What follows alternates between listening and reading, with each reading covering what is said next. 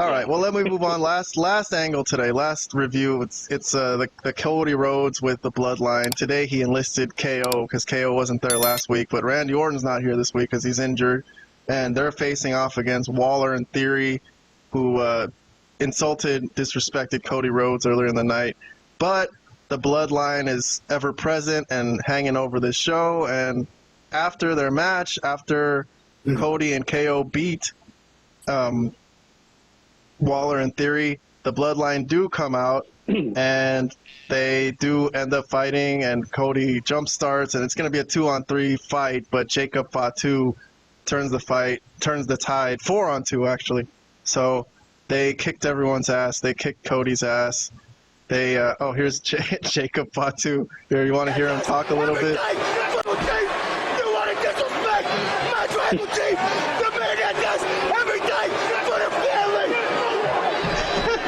And then he proceeded to hip attack KO like 5 times in the corner very violently, and they powerbombed Cody through the table, and they destroyed Kevin Owens' trachea with a steel chair, and they stand tall to end the show. Kind of a repeat of last week, except instead of Randy Orton, it was KO that they beat up, and Cody Rhodes. So same exact angle, but both of you gave this 2 thumbs up.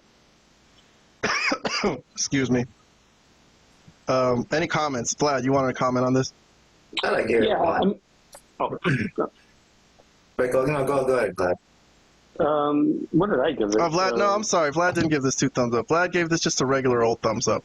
Yeah, that's what I thought.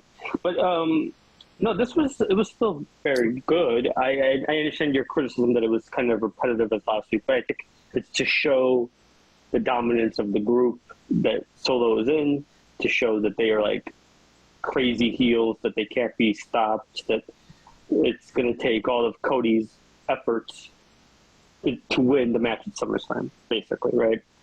So overall, I enjoyed it.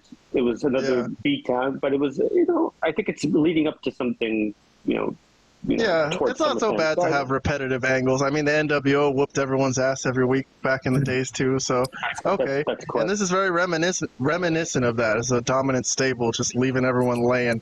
All right, Robert, you're the last review today. You gave this a thumbs up. You want to comment on the Bloodline and Cody? Yeah, I gave it just 1.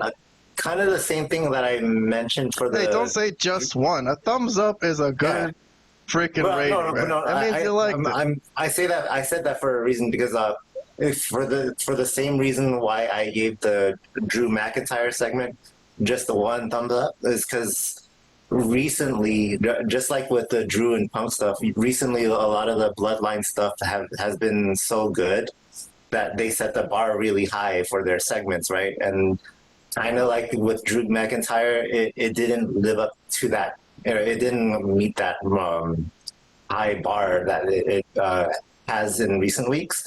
So the same thing with this segment. So that's why I said just 1.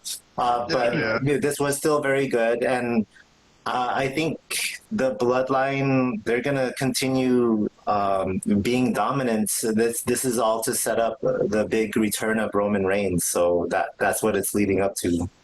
But yeah, I did enjoy this. SummerSlam's coming up. Roman Reigns might show up, according to Robert. You think that might happen there? I don't know. I have no idea, but okay. I wonder. I wonder when it's going to happen. I wonder how it's going to happen. This whole thing has been really, really well done. So, yes, I'm looking forward to it.